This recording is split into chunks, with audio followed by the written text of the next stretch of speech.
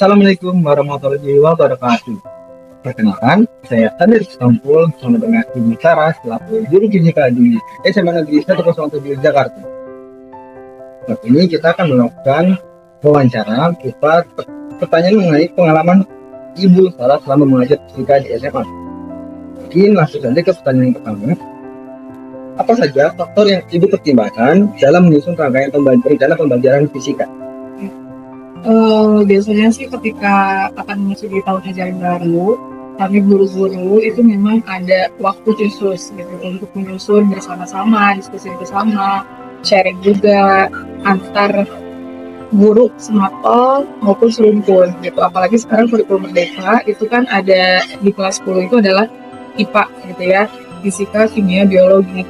Nah, ada beberapa materinya yang saling berkaitan gitu. Mungkin butuh diskusi juga apakah bisa mungkin dilakukan proyek bersama ataukah nanti mungkin materinya ada sebagian yang dibahas di fisika, misalkan contohnya pemanasan global gitu ya. Kalau dicontohkan pemanasan global itu ada di fisika, kimia, biologi. Untuk fisikanya mungkin kita membahas terkait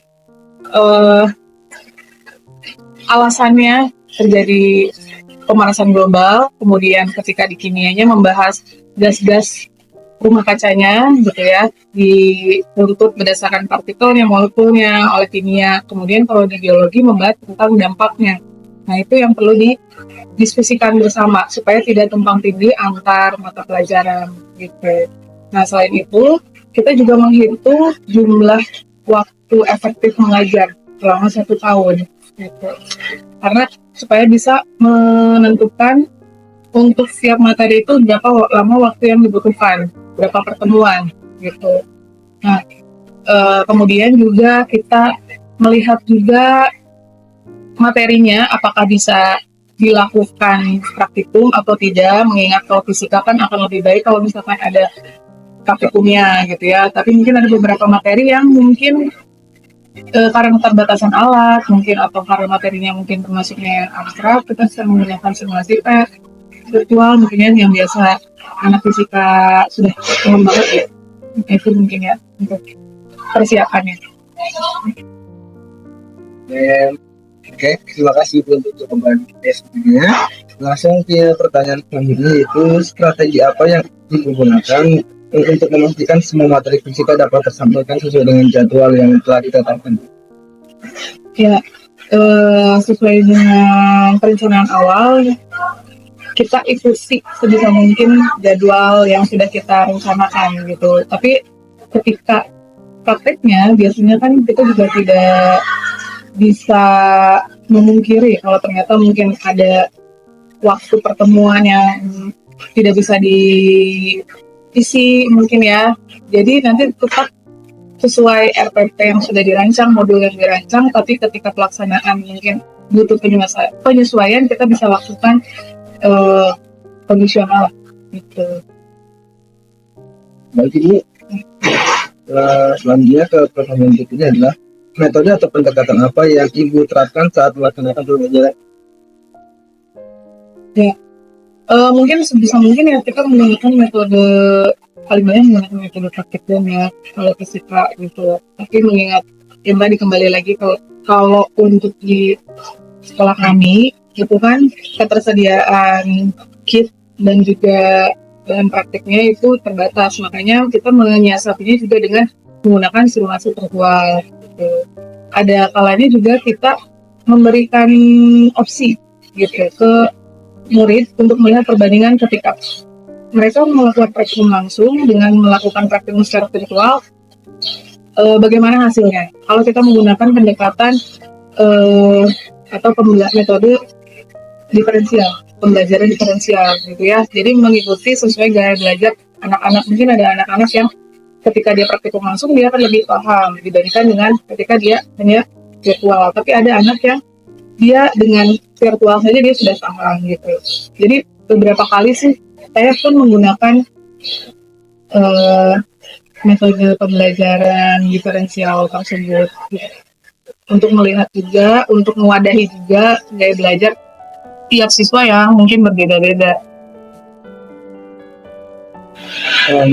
Langsung ke pertanyaan berikutnya, Nah, apa saja bentuk evaluasi yang digunakan untuk menilai keberhasilan pembelajaran fisika dan bagaimana ibu menindaklanjuti hasil evaluasi? Ya, evaluasinya kan ada dua jenis ya, formatif dan sumatif. Kalau misalkan formatif itu bisa kita lakukan ketika pembelajaran saat kita dalam proses pembelajaran kita bisa memberikan beberapa pertanyaan untuk menggali sejauh mana pengetahuan siswa, mengevaluasi juga pemahaman siswa setelah proses pembelajaran itu bisa dilakukan pertama. Dan juga post test di akhir pembelajaran itu kadang saya lakukan juga melalui thesis atau misalkan tahun gitu. Nah nanti di akhir materi, akhir bab itu juga ada assessment berupa esai biasanya. Kemudian mungkin ke pertanyaan selanjutnya, apa saja indikator atau aspek yang biasanya ibu pantau untuk memastikan bahwa proses pembelajaran berjalan sesuai dengan rencana dan mencapai tujuan pembelajaran? Lalu sejauh mana monitoring yang dilakukan dapat memberikan gambaran nyata tentang efektivitas pembelajaran dan ketercapaian tujuan? Ya, jadi kalau monitoring untuk pembelajaran itu kalau di sekolah itu ada yang namanya supervisi pembelajaran. Itu dilakukan oleh sekolah kepada tiap guru itu minimal satu semester satu kali. Kalau dijadwalkan dalam satu kali pertemuan. Itu biasanya untuk sekolah memonitor tentang pembelajaran tiap guru. Sedangkan kalau misalkan saya sendiri mengevaluasi pembelajaran yang melalui tadi asesmen tadi, kemudian saya tindak lanjuti apakah ternyata kalau hasilnya mungkin tidak sesuai, masih kurang, belum mencapai tujuan pembelajaran yang diinginkan, berarti mungkin ada yang harus dievaluasi di antaranya misalkan mungkin metodenya atau mungkin dari pendekatannya gitu. Jadi perbaiki kembali mungkin dengan nantinya adanya tambahan pendalaman materi ataupun nanti ada remedial. Oke, Abu Ibu sudah menjawab pertanyaan dari saya. Lalu mungkin selanjutnya untuk dari yang tadi Ibu sudah perhatikan atau menikmati dari bikin hebat, menurut Ibu apakah ada saran untuk ada pendapat dari ini? Kalau saya lihat tadi secara sekilas, ini modelnya sudah cukup memenuhi kriteria dan ketentuan yang ada, gitu ya. Dari mulai informasinya, kemudian kegiatannya, lalu tujuan pembelajarannya mungkin tahapan pembelajaran sudah ada. Nah mungkin yang masih kurang sudah ada, tujuan pembelajaran sudah ada. Jadi baik menurut saya ya, asesmennya juga sudah lengkap dan juga kegiatannya sudah memenuhi sintaks yang diinginkan sesuai dengan model pembelajaran yang pilih. Ya saya rasa nggak begitu banyak yang perlu diubah dari model ini.